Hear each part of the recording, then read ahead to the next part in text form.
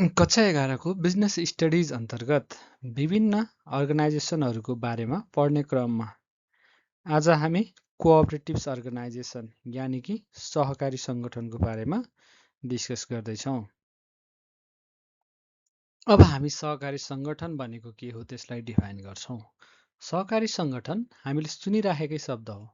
हाम्रो वरपर विभिन्न ऋण तथा बचत सहकारी संस्था, त्यस्तै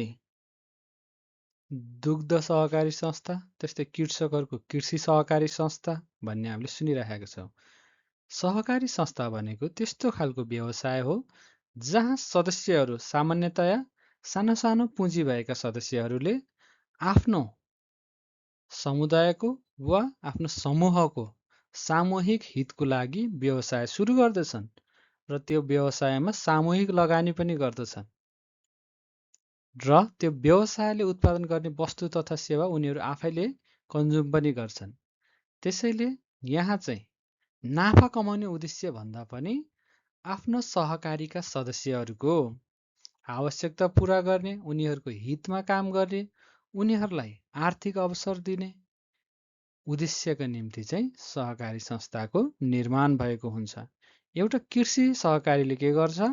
कृषकहरूको तरकारी उत्पादन गर्ने कृषकहरूको सहकारीले चाहिँ उनीहरूको तरकारी एक ठाउँमा सङ्कलन गर्ने, त्यसलाई बजारसम्म पुर्याउने र बजारबाट चाहिँ फेरि बजारमा लगेर बेच्ने, अनि त्यो रकम प्राप्त गर्ने, त्यसलाई फेरि पुँजीमा परिणत गर्ने प्रक्रियाको लागि वा बचत गर्नको लागि पनि के गर्छ? आफ्नो सदस्यहरूलाई इन्करेज गर्छ, जसले चाहिँ उनीहरूको आर्थिक स्थिति सुधार गर्न चाहिँ मद्दत गर्छ। त्यसैले सहकारी संस्थाको मुख्य उद्देश्य धेरै नाफा कमाउनु भन्दा पनि सानो सानो पुँजी भएका समान आवश्यकता भएका व्यक्तिहरूको वा समूहको आर्थिक अवस्था सुधार्नु, उनीहरूको आवश्यकता पुरा गर्नु चाहिँ रहेको हुन्छ। अब हामी सहकारी संस्थाको केही विशेषताहरू हेर्छौँ। यसले हामीलाई सहकारी संस्थाको बारेमा अझ स्पष्ट रूपमा बुझ्न चाहिँ सहयोग गर्छ। पहिलो विशेषता रहेको छ मेम्बर ओन्ड एन्ड कन्ट्रोल्ड। यो भनेको चाहिँ सदस्यहरू नै सहकारी संस्थाको के हुन्छन्? ओनर हुन्छन् र उनीहरूले सहकारी संस्था चलाउनको लागि आफूहरू मध्येबाट इलेक्सन गरेर एउटा सञ्चालक समिति चाहिँ खडा गर्दछन्। त्यस्तै अर्को विशेषता भनेको one member one vote.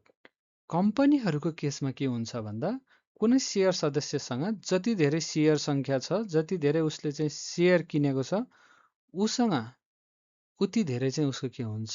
Voting rights हुन्छ।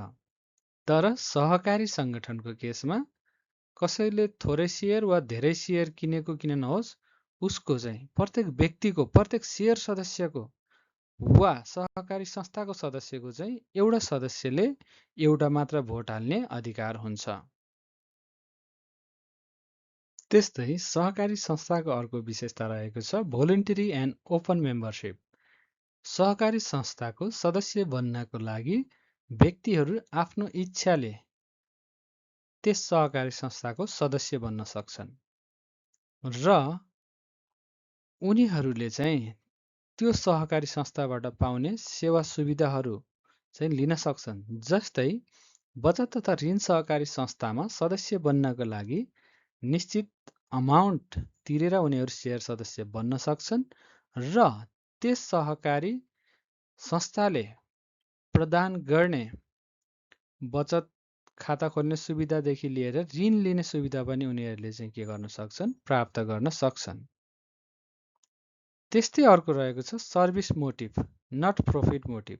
सहकारी सदस्य संस्थाको स्थापना नै किन भएको हुन्छ भन्दा समान आवश्यकता भएका वा समान आर्थिक स्थिति सेम लेभलका व्यक्तिहरूले चाहिँ आफ्नो सदस्यहरूको आवश्यकता परिपूर्ति गर्नको लागि र उनीहरूको आर्थिक स्थिति सुधार्नको लागि सहकारीको स्थापना गर्छन्। त्यसैले चाहिँ बढी नाफा कमाउनु भन्दा पनि उनीहरूको उद्देश्य चाहिँ आफ्ना सेयर सदस्यहरूलाई चाहिँ सेवा दिनु रहेको हुन्छ। र सहकारी संस्थाको अर्को विशेषता भनेको यदि सहकारी संस्था नाफामा गयो वा उसले चाहिँ केही बचत गर्न सक्यो भने त्यो नाफा चाहिँ सेयर सदस्यहरूमा नै बाँडिन्छ डिभिडेन्डको रूपमा। उनीहरूको मुख्य उद्देश्य नाफा कमाउनु होइन भनिन्छ, तर उनीहरूले कमाएको नाफा, उनीहरूले गरेको बचतलाई चाहिँ के गरिन्छ, सेयर सदस्यहरूमा बाँडिन्छ र कति अमाउन्टलाई चाहिँ फेरि संस्थामा नै लगानी पनि गर्न सकिन्छ। त्यस्तै अर्को रहेको छ लिगल एन्ड सेपरेट इन्टिटी। यो भनेको चाहिँ सहकारी संस्थाको आफ्नै छुट्टै कानुनी अस्तित्व हुन्छ। यसलाई पनि कसैले मुद्दा हाल्न सक्छ र यसले पनि संस्थाको तर्फबाट चाहिँ कसैलाई मुद्दा हाल्न सक्छ। त्यसैले यसलाई के भनिन्छ, लिगल एन्ड सेपरेट इन्टिटी भनेर पनि भनिन्छ। अब हामी नेपालको आर्थिक विकासमा सहकारी संस्थाहरूले के भूमिका खेलेको छ त्यसको बारेमा थोरै पोइन्टहरूलाई डिस्कस गर्छौँ। पहिलो रहेको छ मोबिलाइजिङ सेभिङ्स एन्ड क्यापिटल। थोरै थोरै मात्रामा व्यक्तिहरूसँग छरिएर रहेको पैसालाई चाहिँ सहकारी संस्थाहरूले सेभिङ गर्न ती व्यक्तिहरूलाई प्रेरित गर्छ। ठुला ठुला ब्याङ्कहरूमा जान अप्ठ्यारो मान्ने व्यक्तिहरूलाई वा सेभिङ गर्न इच्छुक नभएका व्यक्तिहरूलाई पनि स्थानीय स्तरमा खुल्ने सहकारी संस्थाहरूले चाहिँ सेभिङ्स गर्न प्रेरित गर्छ र त्यो सेभिङ्सलाई चाहिँ फेरि के गर्छ, लगानी गरेर चाहिँ क्यापिटल फर्मेसनमा चाहिँ यसले महत्त्वपूर्ण भूमिका खेल्छ। त्यस्तै अर्को रहेको छ यसले रोजगारी सिर्जना गर्छ र एन्टरप्रेन्योरसिपलाई पनि प्रमोट गर्छ। यसले आफ्ना सदस्यहरूलाई आर्थिक रूपमा अगाडि बढ्नको लागि ऋण उपलब्ध गराउने वा कृषि फर्म खोल्ने व्यक्तिहरूलाई चाहिँ उनीहरूको कृषि उपज बजारसम्म पुर्याउन वा बजारीकरण गर्न सहयोग गर्ने हिसाबले चाहिँ के हुन्छ भन्दा एन्टरप्रेन्योरसिपको पनि प्रमोट गर्छ भने यो आफैले संस्थाले पनि रोजगारी दिनुको साथसाथै आफ्ना सेयर सदस्यहरूलाई पनि स्वरोजगार हुन चाहिँ यसले प्रेरित गर्दछ। त्यस्तै अर्को रहेको छ स्थानीय स्तरमा एग्रिकल्चर र इन्डस्ट्रियल प्रोडक्टिभिटी इम्प्रुभ गर्न पनि यसले चाहिँ महत्त्वपूर्ण भूमिका खेल्छ। किनकि किसानहरू, साना साना किसानहरूलाई चाहिँ व्यक्तिगत रूपमा बजारमा सामान लिएर जान आउन चाहिँ उनीहरूलाई खर्चिलो पर्न जान्छ र तर कृषकहरूको समूह कृषि सहकारीले चाहिँ बजार व्यवस्थापनमा वा उनीहरूलाई चाहिँ चिस्यान केन्द्र खोलेर कृषि सामग्रीहरूलाई चाहिँ लामो समयसम्म हामीले चाहिँ कोल्ड स्टोरमा पनि राख्न सक्छौँ। ती खालका व्यवस्थापनहरू गर्न चाहिँ के गर्छ, सहकारीले सहयोग गर्छ। त्यस्तै अर्को रहेको छ साना साना स्तरमा खोलिने कृषि सहकारीहरूले विभिन्न सहकारी संस्थाहरूले चाहिँ गरिबी घटाउनमा मद्दत गर्छ र मानिसहरू बीच रहेको आर्थिक असमानता घटाउन पनि मद्दत गर्दछ।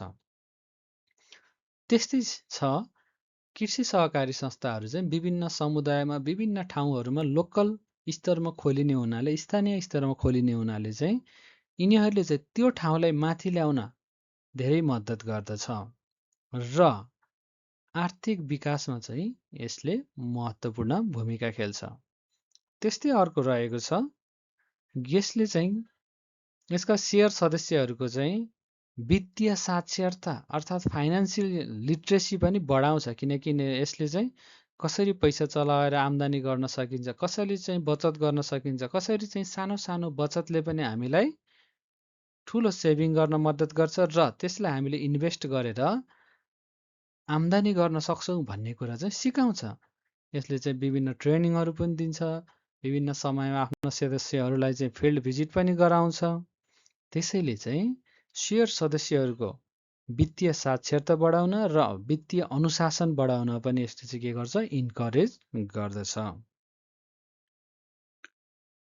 हस्त साथीहरू, आजको भिडियोमा सहकारी सङ्गठनको बारेमा यति नै। अर्को भिडियोमा यहाँहरूसँग भेट हुने नै छ। धन्यवाद।